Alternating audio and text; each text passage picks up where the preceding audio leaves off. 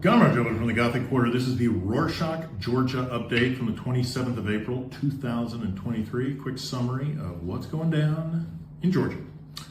Let's start with some brand spanking new survey results. On Tuesday, the 25th, the International Republican Institute, or IRI, published an opinion poll that shows Georgian views on different issues like politics, the economy, education, corruption, other stuff. The most important things that they noted was that 62% of respondents said that the country is headed in the wrong direction. Compared to last year, this number stayed the same. When asked which party they would vote if parliamentary elections were held this weekend, 19% of respondents named the Georgian Dream, or Otsneba, as their first choice, and 14% said they would vote for the United National Movement, or Natsevy. However, compared with last year's results, Otsneba lost 6%, while Natsevy gained 2%. Moreover, compared to last year's polls, the number of people in support of joining the EU increased by 4%, with a total of 89%. Opposition deemed the numbers as a significant defeat of Otsneba's pro-Russian policies, while Otsneba people predictably said that they don't trust IRI polls. Continuing with the last week's parliamentary saga on the investigative committee in the judiciary that Otsneba was so terrified of, on Thursday, the 20th, for the third time, Otsneba prevented creating an investigative commission that would look into possible corruption in the judiciary system. As before, Otsneba members did not register for the session, thus the absence of quorum of 76 deputies nullified the initiative. Garibashvili, opposition deputy from the Lelo party, said that it is crucial to get rid of the so-called clan, the 4 judges sanctioned by the United States, get them out of the judiciary system if Georgia wants to get European Union candidate status. However, good old Irakli Kobachidze, one of the Otsneba leaders, demands proof of the allegations and says that his party will do everything to prevent the Natsevy from creating any investigative commission, even though the commission would be a pretty good way to get at truth or lack thereof. Speaking of Natsevy, we have some updates on the internal disputes within the party between Nika Melia, former leader, and Levan Garibashvili, the party's current leader. On Monday, the 24th, deputies of the council Batumi in the Ajarn Autonomous Republic accused Levan Garibashvili of usurping power by eliminating 4 members of Natsevy from the list of possible substitute candidates for a Batumi council deputy, who decided to leave the post. According to the report, those deputies demanded an explanation from Garibashvili and said he would have to leave the post if he didn't change his decision. Also, they claimed that Garibashvili did it because they actively supported Nika Melia. In response, Garibashvili noted that those members slandered the Natsevy multiple times, and that those who slandered the party wouldn't get a post in future elections. On Friday the 21st, parents of children with achondroplasia organized protests in front of the government administration because they wanted a clear answer from Health Minister Zurab Azarashvili regarding the ministry's financing of the drug Vosortide. Members of the opposition joined the protesters and requested timely decisions on the issue, as the children diagnosed with achondroplasia urgently needed the medicine.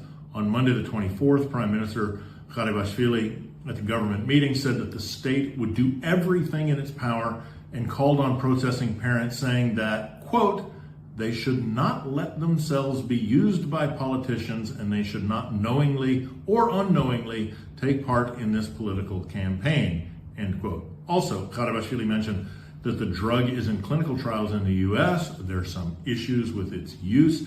He said the World Health Organization representatives in Georgia do not recommend funding this particular program, although nothing from WHO reps.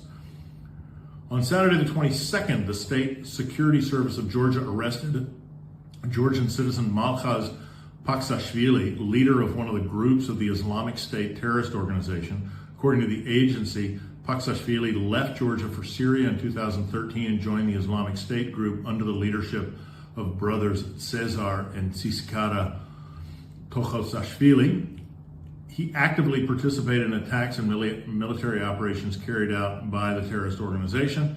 As a result, Paksashvili faces charges for being a member of a foreign terrorist organization and assisting this organization in terrorist activities, a crime punishable by up to 17 years in prison. Let's move to some international news. On Thursday, the 20th, the Committee to Protect Journalists issued a letter calling on President Salome Garibashvili to pardon Nika Gvaramia, head of the Tvariarchi channel, who's serving a 3.5-year prison sentence for alleged abuse of office during his previous role as the director of another broadcaster. The organization reminded Garibashvili that releasing Gvaramia would strengthen Georgia's aspirations to become a member of the European Union. Also on Tuesday the 25th, according to the statement of the Ministry of Foreign Affairs, Georgian citizens stuck in the middle of the civil war in Sudan will leave the country safely. Furthermore, two Georgian air carriers, GeoSky and MyWay, confirmed that Georgian citizens, most of whom were employees of these companies, took shelter in the Georgian embassy in Cairo, Egypt, and will fly to Georgia by the end of the week. On Tuesday the 25th, Prime Minister Garibashvili visited Brussels and met with Charles Michel, European Council President, and Jens Stoltenberg, NATO Secretary General. Secretary General emphasized that NATO fully supports Georgia's sovereignty and territorial integrity, and that the country can depend on NATO's ongoing political and practical support.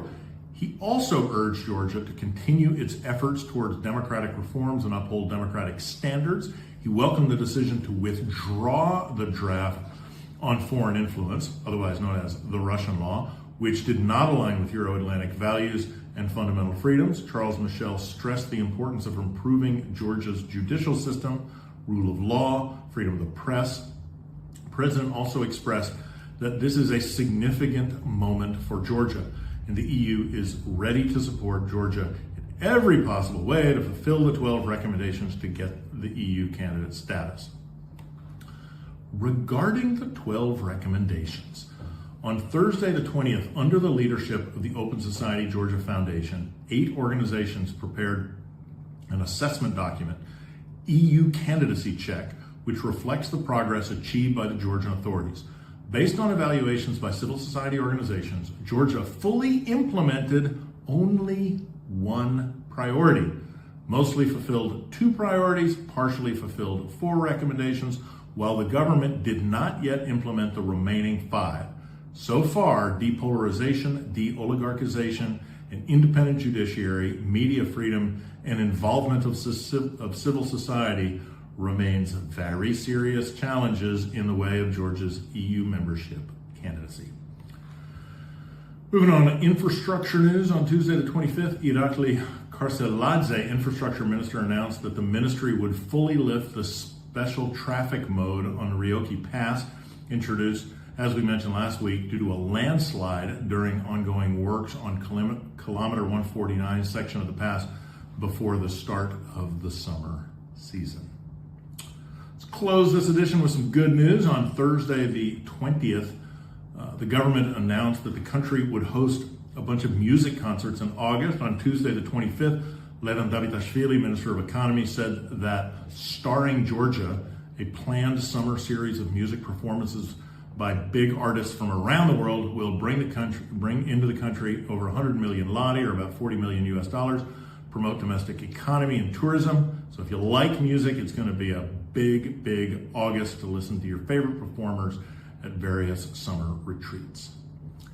And that's it for this week. Remember, you can buy our 100% unbleached, organic, grown, and ginned in Texas, spun and knit in the Carolinas, sewn and printed in Missouri t-shirts, the most environmentally friendly new t-shirts you can own.